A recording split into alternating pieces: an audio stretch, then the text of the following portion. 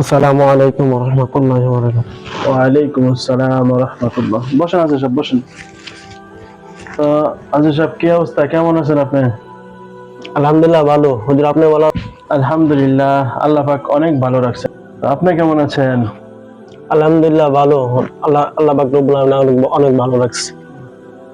তো আজিজ সাহেব, গতবারে নেই, এবারও হজে যাচ্ছেন। আপনার ফ্লাইট কবে কি আসে বিষয়?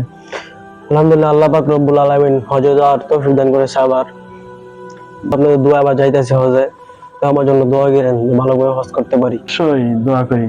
ফি আমানিল্লাহ, আমাদের জন্য দোয়া করবেন। হ্যাঁ, ওইখানে আল্লাহর ঘরে, আল্লাহ রাসূলের ঘরে যায় আমাদের জন্য হাত তুলে দোয়া করবেন, যেন আমরাও ওইখানে যাইতে পারি। আল্লাহ তাআলার ঘরে যেন আমরা তাওয়াফ করতে পারি, হজ আদায় করতে পারি। আমাদের জন্য খাস করে দোয়া করবেন। ঠিক আছে হাজী সাহেব? ইনশাআল্লাহ। ইনশাআল্লাহ। আয় করেম এদিকে আ। জি জি মাদ্রাস সাহেব।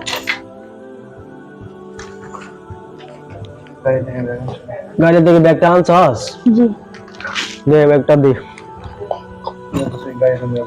তুই গাড়িতে যা বসা।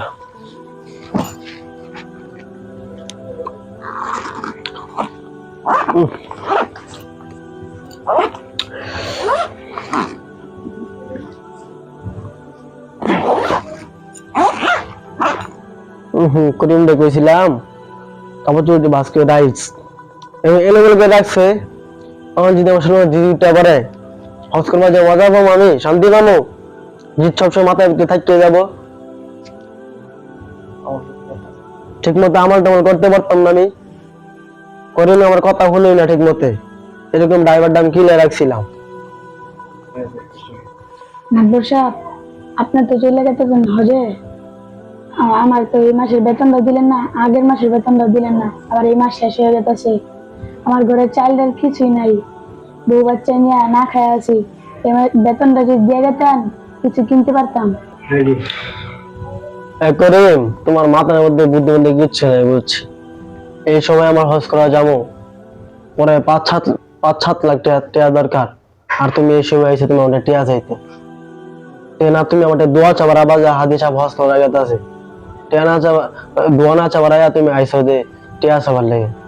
তোমার মাথার মধ্যে বুদ্ধি বুদ্ধি কিচ্ছু নাই বুঝছো করিম?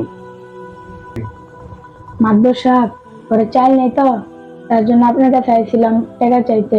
ভুল হয়ে গেছে মাদ্রাস সাহেব, মাফ করে দেন। হ্যাঁ, হজ করতে লাগে আল্লাহর সন্তুষ্টি। তোমরা শুধু চাও টেহা টেহা টেহা। যাকে এত সব তোমরা কিছু বুঝতা না, তোমরা টেহা টেহা চাও।